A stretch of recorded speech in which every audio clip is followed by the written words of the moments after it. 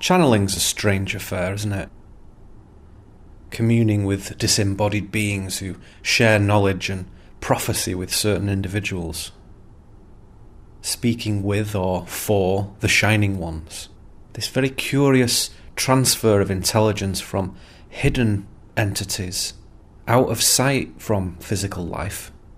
News from distant stars or from the inner earth, from outside, from within. Laws and lessons and warnings. Some people think channeling is wonderful, and others utterly reject it. And some people take some bits of the material and leave other bits well alone. And then there are the people who are doing the channeling. Some of the men and women seem very credible and serious in their engagement with it, and others don't. And again, there are those in between where it's very hard to tell one way or the other, and so we're not sure whether or not to buy it. And the process of channeling itself, the technique, the art, the method of communication, what about that? It's a very serious and sensitive procedure if you think about it. To offer oneself up as a conduit for another will. To swing open the doors of one's inner sanctum and welcome in another entity. An entity whose identity we only have on trust. They are who they say they are. Are they? Such an important energetic accommodation requires an extraordinary balance of control, surrender, lucidity and attainment. All of those things in equilibrium. Self has to be in really good shape to successfully channel.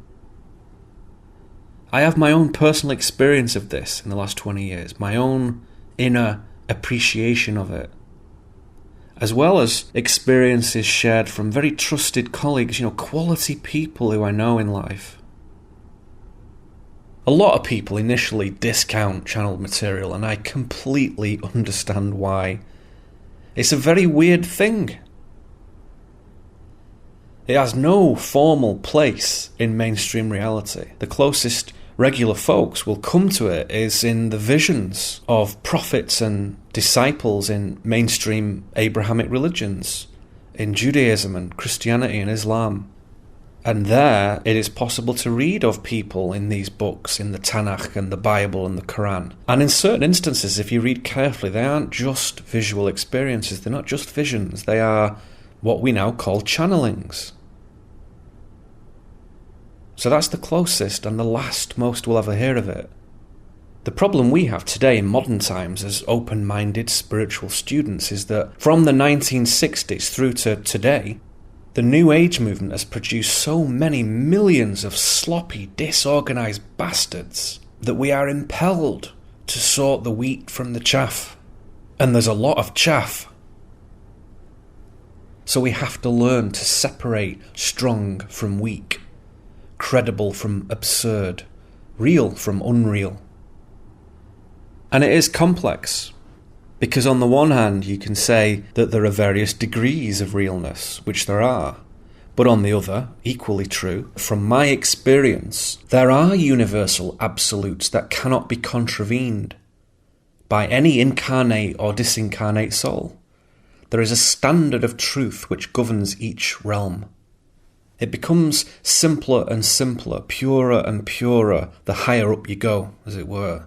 Here, where we are, it is a relatively complex business to know what is real and unreal, to decide that. And so discernment is the skill here. This is the vital thing we have to develop. There is some great channeled material out there, but the works of real value are few in number.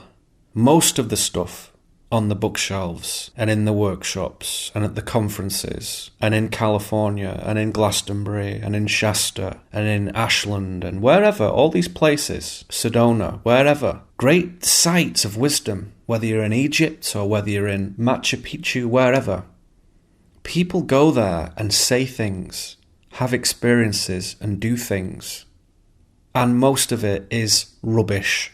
It's unbelievable. You know it. Who is it that is coming through the channel as well? Who is it?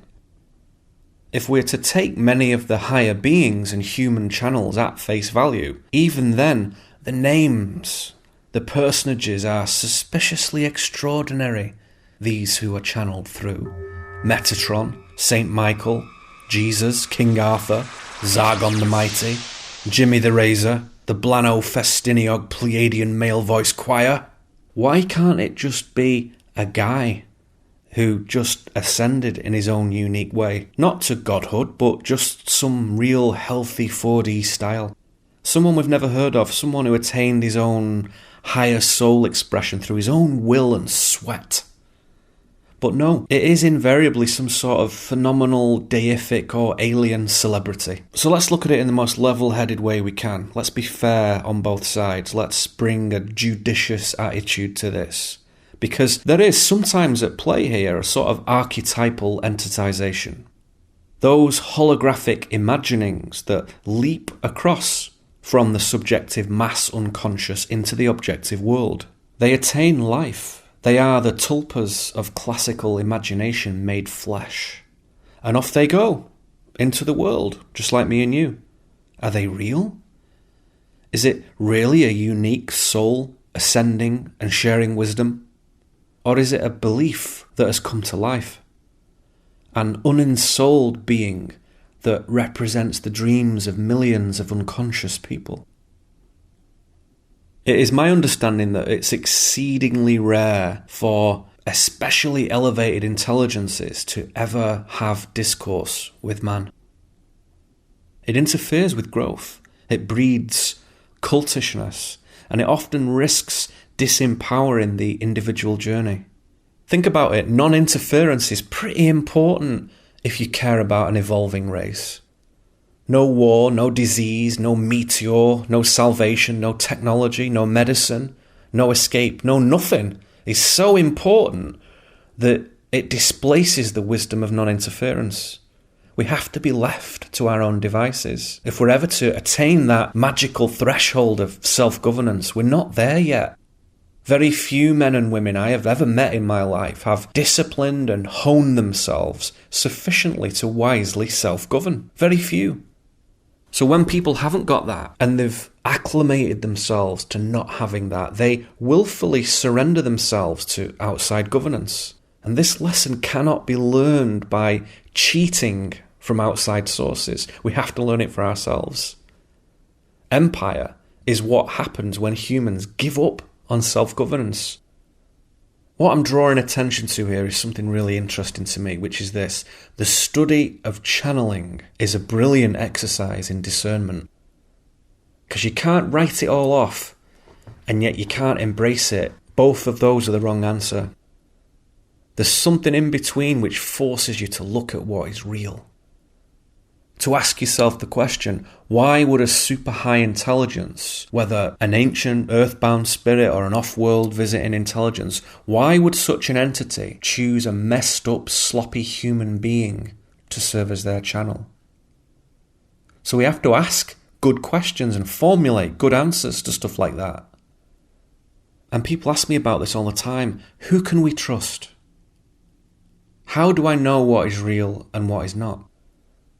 And especially with channeling, you can say, yes, over here, this lady, she's great. Something special is happening. The level and quality of information is high. It's useful. And it has that singular resonance of universal wisdom. It feels good and it works. The results are there. And she is balanced and modest and intelligent and strong. The information that she's shared, let's road test it. Whereas this guy, say, over here, he is not great. The channel is suspect. This man is not in the sort of mental, emotional and spiritual shape to channel something of quality. In fact, he is deluding himself. His interaction with the higher beings is a subjective reality that exists only in his imaginal space, in his skull. It has no consensus. It has actuality only for him. It is his personal reality tunnel. And his failure to recognize or declare that to others outside of himself tells us something important about his character. Now, if we were being ultra positive and optimistic about this sort of dichotomy, we could say that maybe the higher beings are purposefully choosing the most unlikely and muddled of human channels, because only the most supremely open-minded of us could ever even consider such channeled material. It guarantees a certain flexible-minded audience. The strict rationalist would go nowhere near it. And perhaps that's the idea. Maybe that's the plan. Linear thinkers go away. Flexible thinkers welcome. But there's a problem with that, because you know as well as I do, the audience of people who are most excited and drawn to channeling certainly have flexibility, but there is a very conspicuous lack of discernment. And I'm putting that very politely. And I do speak here from what I have directly experienced, not what I've read or seen on a screen, but in front of me over the last 10 years across Europe and America. No singling out of individuals, it's not about that. This is about a trend. New Age ignorance is rampant in matters of channeling. There's an awful lot of charlatans out there claiming personal connection to the 9th Zargon command, and much of it is fucking horseshit.